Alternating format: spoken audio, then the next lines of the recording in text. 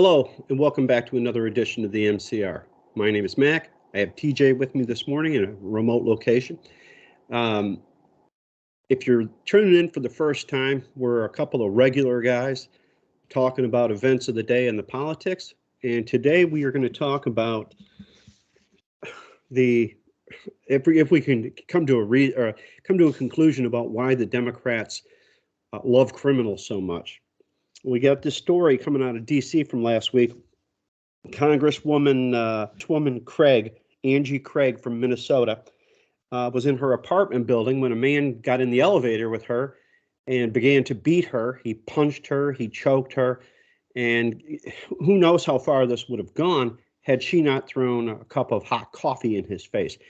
I mentioned to my daughter, I hope it was McDonald's coffee because that shit's hot as hell. It sure is. Yeah, even after the lawsuit. But the Metropolitan Police announced Friday the arrest of Kendrick Hamlin, a.k.a. Hamlin Cahill Hamlin.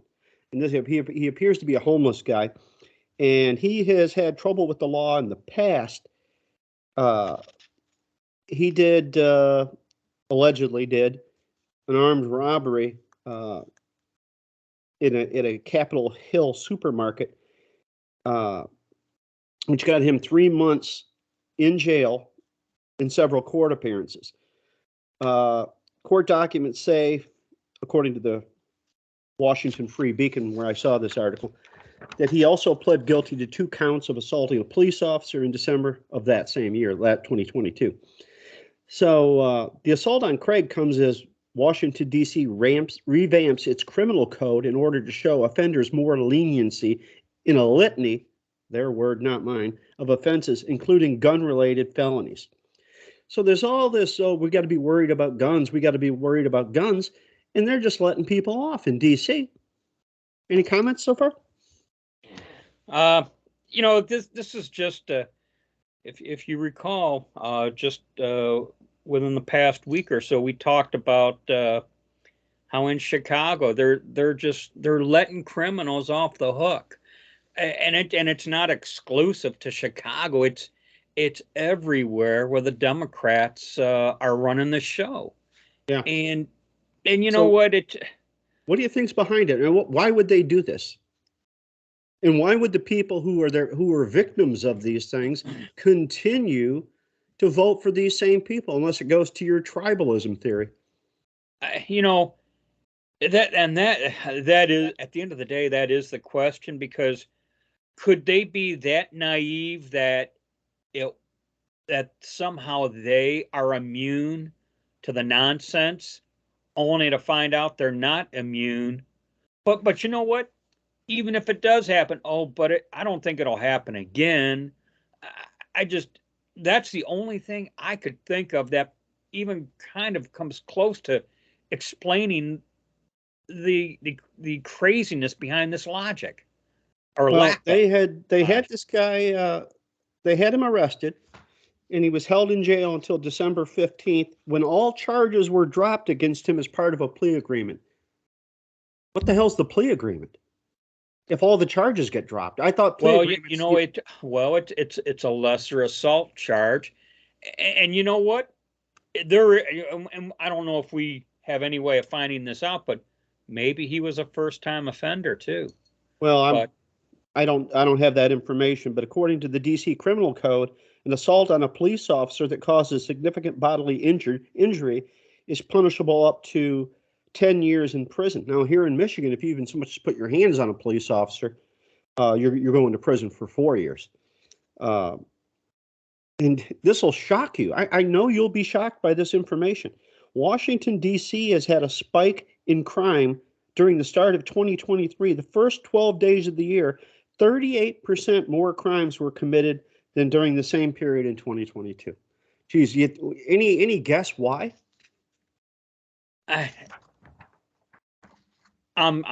Honestly, I don't. Words escape me. Well, it's almost like they ask for it, then they're surprised they get it.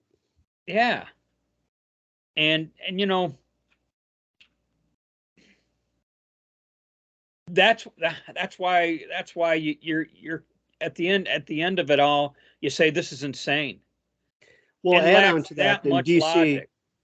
on DC, you probably got to be a member of Congress to get a gun permit, I imagine. It's probably what it takes. Uh,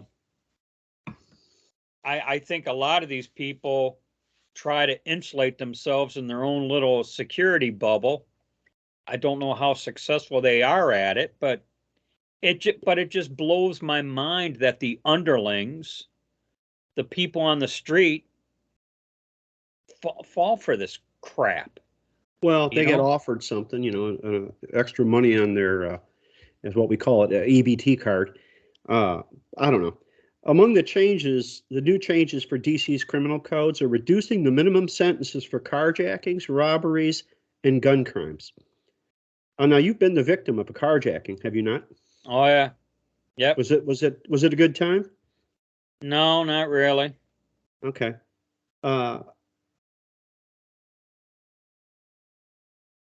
they just don't seem to be able to put two and two together, unless of course they want chaos and fear in people. That seems to be the case to me.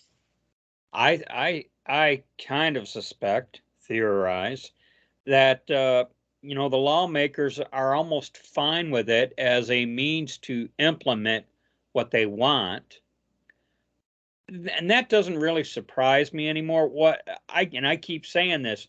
What surprises me more now is the voters that just go along with it. I mean, Well, there is a term, low information voter. But you know yeah. what? How many times do you have to get carjacked before you get the information? Well, I'm about ready to start calling them low mentality voter. Yeah, that's I closer to mean, the truth, I believe. it goes beyond low information. We're talking low mentality now. Well, any Democrat city, and if somebody out there has got information to the contrary, I believe there have been these huge spikes in crime when they go to no bail, they go to minimum sentences or more lenient sentences. It just produces more crime and more criminals. It emboldens the criminal. Who knows why this guy attacked this lady? I'm sure they were really ready to go right out and say this was a white Trump supporter, a MAGA hat wearing, AK-47 or AR-15 toting Republican that beat this woman up. Just as we're doing this segment, a conversation came to mind that I had with someone recently.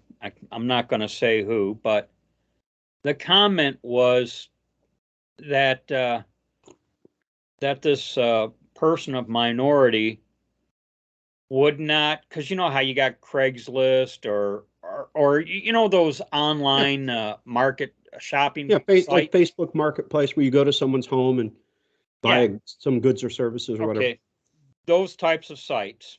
Because I know there's multiple sites there.